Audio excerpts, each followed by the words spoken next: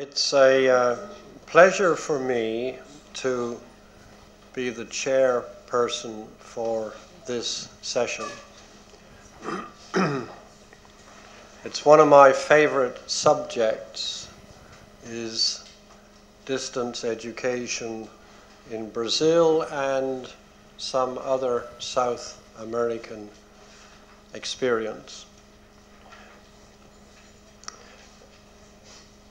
Because I work in the United States, sometimes people say to me, where should we go in the United States to see good practice of distance education? And I say, well, don't come to the United States. In spite of everything that was said this morning, I do not think that our distance education system in the United States is very advanced. We have advanced technology, but we don't have advanced systems. About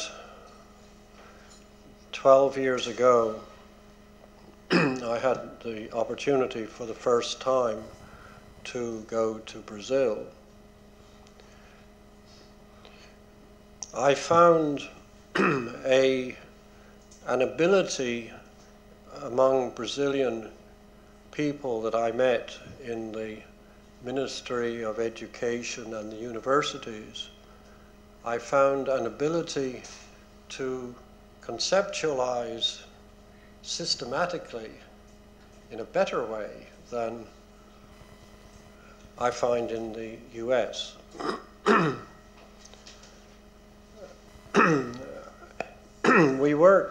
I worked first on a project to design and deliver professional training programs to practicing teachers,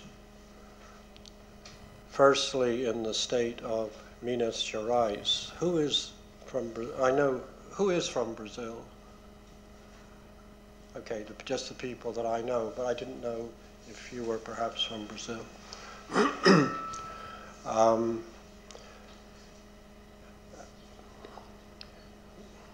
Later, we developed a similar program for training teachers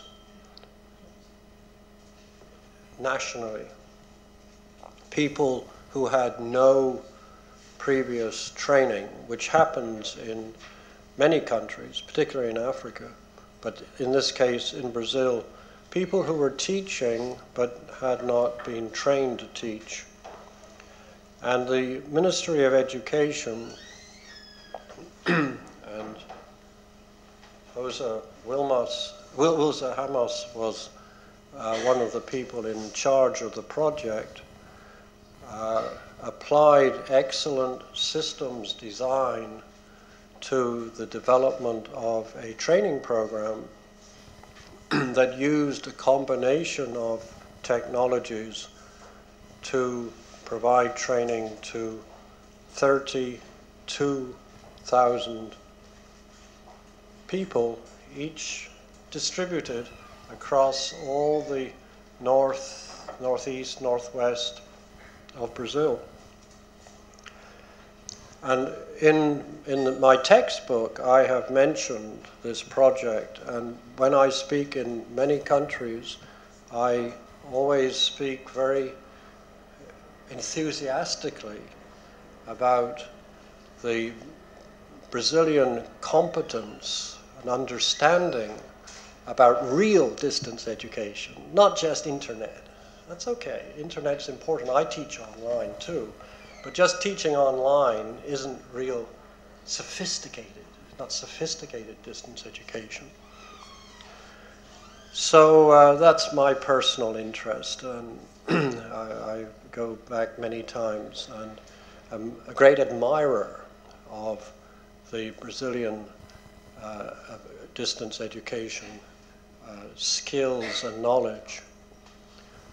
By the way, and then I'll stop and introduce the first speaker.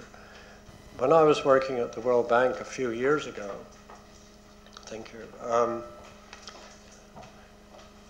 They said that there were 4 superpowers for the 21st century. They called them BRIC, B-R-I-C. What are the 4 superpowers? B-R-I-C.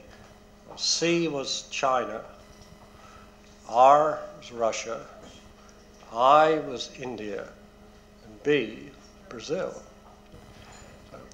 So Brazil, and if you read the papers today, in the Brazilian economy and the currency, this is a very important country, and they have very sophisticated ideas about distance education.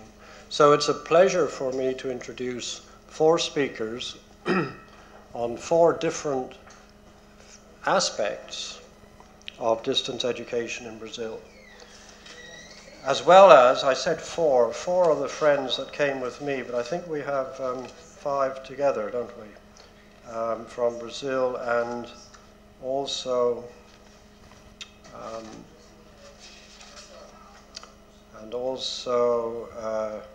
is Dr. Gutierrez here? Dr. Pedro Gutierrez? No. From Venezuela? Not coming? Oh, he will come. Okay. They have one of the earliest open universities in Venezuela. One of the first. 1972, yeah. Very soon after the UK Open University. I think Spain came next, but then... Professor Nito from Buenos Aires is here. Yeah, you are here. You are here. Okay, so we got a full program, so we're going to have fairly short presentations, maybe 15 or 20 minutes, and I hope there'll be some time for some questions and discussion. So let's begin with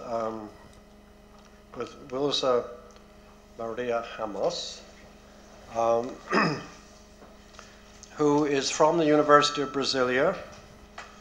The University of Brasilia is a public university. It's worked in distance education for many years. And you're going to speak about strategies, methodologies, and challenges of creating, this is a new initiative, the University of Brasilia, setting up an open university. So we'll try and keep it to about 15 or 20 minutes.